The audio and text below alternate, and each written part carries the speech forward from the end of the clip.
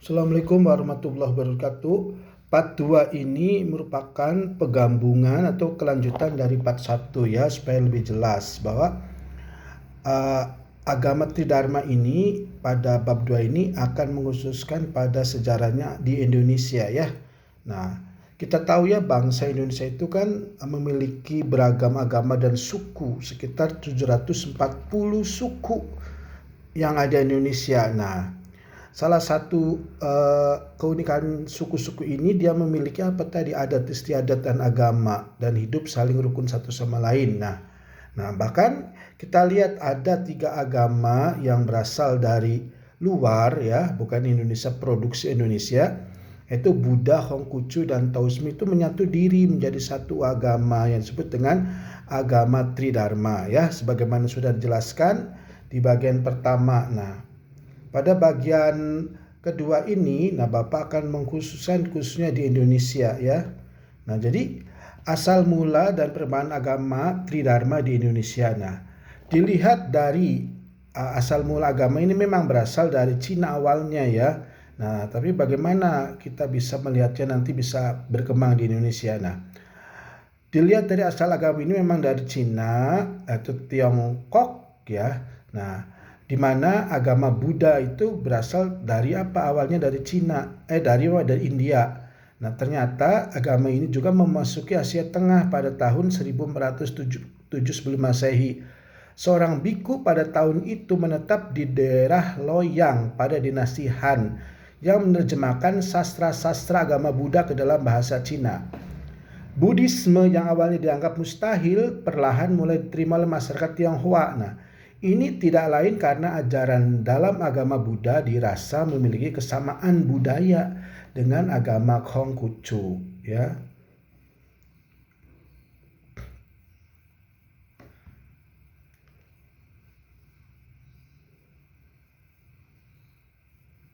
Kenapa? Karena secara ini ada kesamaan budaya itu dari sisi itu sikap moralnya itu ya, ajaran moralnya ya.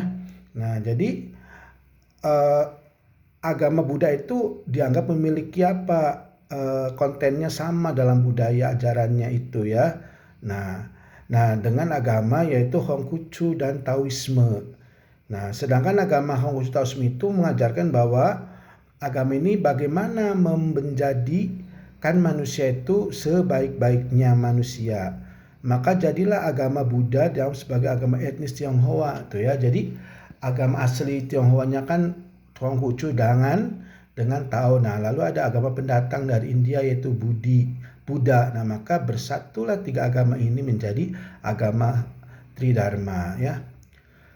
Persatuan agama tersebut lahir karena apa? Karena melihat adanya misionaris Kristen yang ingin menjadikan umat Buddha keturunan Tionghoa berpindah agama. Nah, di samping itu, Kiwi Tek Hoa, seorang Konghucu keturunan Tionghoa, berpendapat bahwa Yayasan Kong Kau Hui yang berdiri di Solo pada tahun 1918 keluar dari orientasinya yaitu kesejahteraan masyarakat. Sehingga gelagat kristenisasi diyakini akan sangat mempengaruhi keberlanjutan 3 agama ini yaitu Taoisme, Buddha dan Konghucu ya. Berbeda dengan agama Buddha, Taoisme dan Konghucu kala itu belum diakui oleh pemerintah Indonesia. Hingga akhirnya pembesar ketiga agama yang dipimpin oleh Kwi Tok Hai mengadakan perkumpulan yang dikenal sebagai Majelis Tridharma. Nah, 3 agama keturunan Cina ini akhirnya terbentuk dengan sebutan Sam Kau Hui alias perkumpulan 3 agama pada tahun berapa? Pada tahun 1934.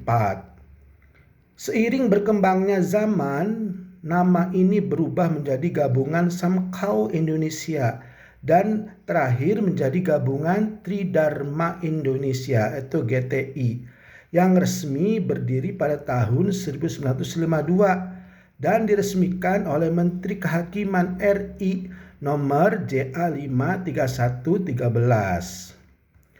Berdirinya agama Tridharma atau Samkau Hui sendiri sangat berarti bagi penganut Taoisme dan Konghucu untuk keberadaannya di Indonesia. Pada masa Orde Baru tahun 1998, memang Presiden Soeharto melarang segala aktivitas kecinaan dalam bentuk apapun. Kelenteng-kelenteng pada saat itu dilarang dan seluruh kebudayaan yang berasal dari Cina secara publik dihapuskan karena dianggap tidak sesuai dengan kepribadian bangsa Indonesia. Namun, keberadaan agama Tridharma ini memang mengalami pasang surut. Ketika masa Gus Dur atau Kiai Haji Abdurrahman Wahid, agama dan kebudayaan Cina diperbolehkan kembali ada di Indonesia dan tersebar di Indonesia pula. Bahkan, agama Konghucu pada tahun 2000 diakui oleh negara sebagai agama resmi di Indonesia hingga kini. Nah, pengakuan itu salah satu contohnya itu diliburkannya hari Imlek ya Konghucu. Sebelum diakui sebagai agama resmi, libur Imlek itu tidak libur. Nah, sekarang libur berarti kalau sudah libur berarti sudah diakui sebagai agama resmi Indonesia. Nah, inilah yang menjadikan Gus Dur dihormati oleh kalangan Cina di Indonesia, ya tadi berkat perjuangannya memperjuangkan agama Cina menjadi agama resmi Indonesia. Nah, sehingga agama ini ketika belum resmi di Indonesia hanyalah Taoisme dan ia masih menginduk pada agama Tridharma sebagai pelindungnya ya. Tuh gitu ya. Nah, sekarang beralih kepada konsep keagamaan Tridharma. Nah, bagaimana kita memandang konsep keagamaan Tridharma yang terdiri pada agama Konghucu, Buddha, dan Taoisme. Nah, pada yang pertama, bagian pertama itu dijelaskan tentang Buddha ya. Konghucu kan sudah sebelumnya Buddha yang ada di situ. Nah, Tao itu nanti ya yang kita kembangkan pada kuliah Tao ya. Kayaknya di kurikulum kita belum ya, tapi hampir mirip dengan Konfusianisme.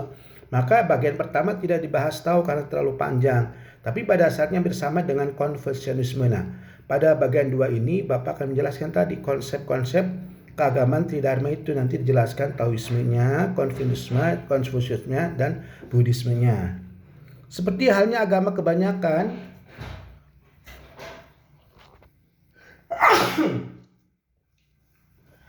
Tridharma juga memiliki konsep atau rumusan teologi yang mengatur konsep ketuhanan dan tata cara kehidupan.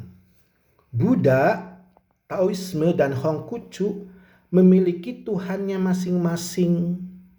Jika dilihat dari sifat ketuhanan, maka sebenarnya Tuhan ketiga agama ini memiliki konsep yang sama.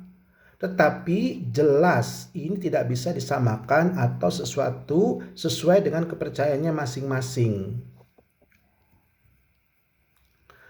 Padanan yang 5 adalah teori penyamaan antara 3 agama Cina yang karenanya dirasa memiliki kesamaan konsep teologi. Nah, jadi 3 agama ini yang menjadi Tridharma itu memiliki kesamaan dalam konsep teologinya ya. Nah, coba kita lihat ya. Nah, Taoisme, Konfusianisme, Buddhisme tentang konsep ketuhanannya. Taoisme memiliki konsep 5 phases atau pancabuta atau 5 elemen ngoheng. Konfusianisme juga memiliki 5 keutamaan atau panca utama, 5 utama nigosang. Nah, Buddhisme memiliki 5 konsep Pancasila, 5 sila ngokai. Nah, kedua adanya wood yaitu mu, bok, kayu ya. Nah, Konfusianisme adanya benevolence atau ren, jin, cinta dan kasih. Sedangkan Buddha adanya no killing, tidak membunuh. Kemudian adanya ajaran metal yaitu Chin, Kim, logam. Sedangkan Konfusianisme yaitu righteousness, Li, I, kebenaran, dan Buddhisme no stealing, tidak mencuri ya. Kemudian selanjutnya fire pada agama Taoisme itu adanya fire yaitu huo, we, api. Nah, dalam agama Konfusianisme propriety, li, susila, dan pada agama Buddha no sexual misconduct atau tidak berzina. Kemudian dalam agama Tao adanya water, sui, cui, air. Dalam agama Konghucu wisdom, ceti, kebijaksanaan. Pada agama Buddha, no inoksinkan atau tidak mabuk-mabukan. Yang terakhir adanya tentang ajaran bumi yaitu tuto dan tanah. Nah, dalam agama Konfusianisme adanya ajaran fidelity, sin dapat dipercaya, dan pada agama Buddha tidak ada ajaran yang no false speech, hanya tidak berdusta. Nah, dari berbagai penjelasan tersebut dapat kita bahwa Tridharma jelas bukanlah suatu agama awalnya ya, melainkan sebuah naungan dari agama etis Cina.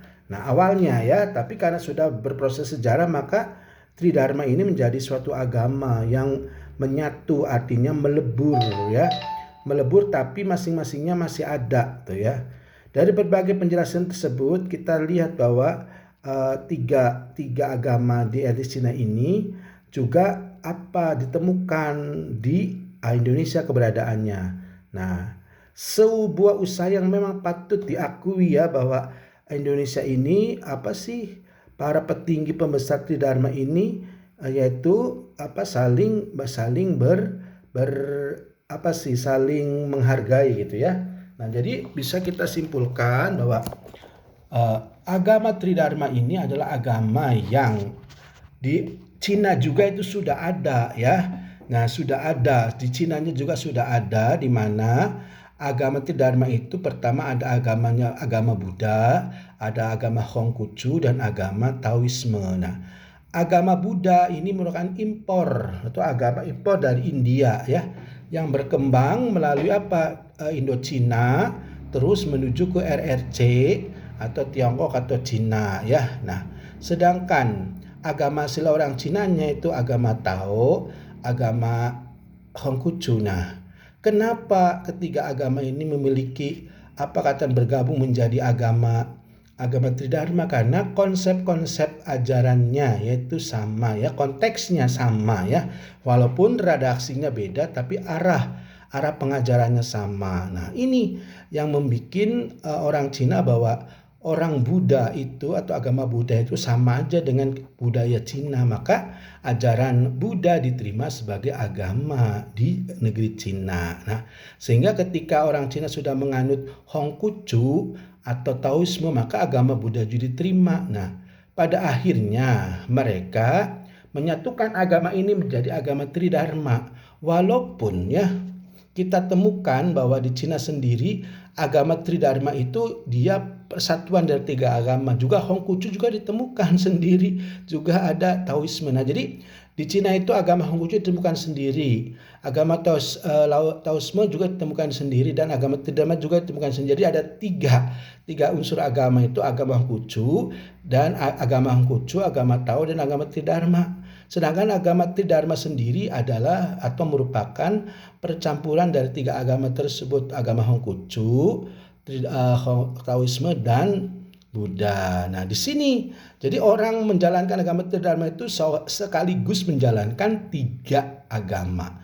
Nah, di Indonesia juga kena dampaknya karena para petinggi orang Cina itu bereksodus membawa agama Tridharma ini. Di samping dia juga masih agama Konghucu masih ada ya. Jadi antara agama Konghucu secara independen dan bisa tersebar ke Indonesia juga Tridharma. Cuma di Indonesia gemanya belum berkembang agama Tao itu karena kalah dengan agama Konghucu. Tapi ketika masuk ke dalam agama Tridharma, maka agama Taoisme ini udah dikatakan sebagai agama tuh. Makanya sangat beruntung ya ketika orang Indonesia meresmikan agama Konghucu sebagai agama resmi.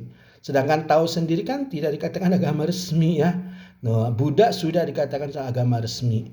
Jadi agama Tridharma itu adalah salah satu solusi budaya rohani orang Cina yang ada di negerinya sendiri juga di Indonesia. Karena mereka menganggap bahwa ketiga agama ini kalau dari sisi ilmiah tetap mengajarkan agama-agama moral, filsafat gitu ya. Yang Tuhannya itu adalah non-theistic tuh. Non-theistic itu adalah tidak berpribadi, tapi dia Tuhannya masih di dalam keterpaduan dengan alam semesta tuh ya. Jadi Buddha sendiri kan itu Tuhannya kan di dalam diri Buddha itu yang sukses ya, itu namanya alam mikrokosmos. Sedangkan alam makrokosmosnya yaitu di Konghucu ada Tin gitu ya, Yang itu alam makrokosmos. Nah, sedangkan Taoisme sama ya konsepnya tadi, bahwa ada pemikiran-pemikiran tentang Tuhan. Ya, gitu saja ya.